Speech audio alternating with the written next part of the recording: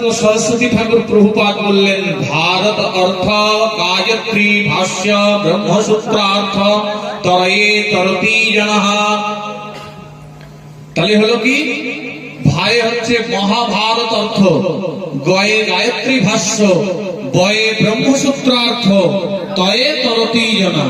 এটা হচ্ছে অনেক আপার লেভেলের জ্ঞান।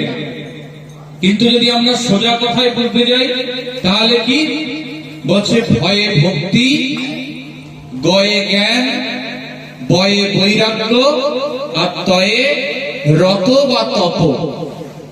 ভক্তি জ্ঞান বৈরাগ্যকে একত্রিত করে তপস্যাতে রত থাকা, সেই কথার অর্থ হচ্ছে শ্রীমদ্ ভাগবত। তাহলে বোঝা গেল ভাগবত শব্দের অর্থ কি? ভক্তি জ্ঞান বৈরাগ্য তপ একসাথে রত থাকা, যাকে বলা হয় ভাগবত। এটি হচ্ছে সোজা ভাষায়, যাকে বুঝতে সুবিধা হয়, যাতে আমরা বুঝতে পারি। আর হচ্ছে যদি আমরা একটু উচ্চ লেভেলে যাই তাহলে কি হচ্ছে, মহাভারত অর্থ গায়ত্রী ভাষ্য, ব্রহ্মসূত্রার্থ এবং তরয়ে তরতি জনঃ, অর্থাৎ এই জগৎ থেকে তড়িয়ে যাওয়া যাবে। এই হচ্ছে ভাগবতের মুখ্য শব্দার্থ।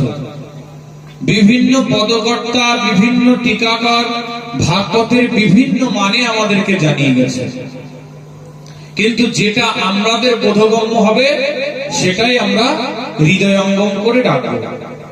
দুটো অর্থ বললাম, একটা একটু উচ্চ পর্যায়ে আর একটা একটু তার থেকে কম।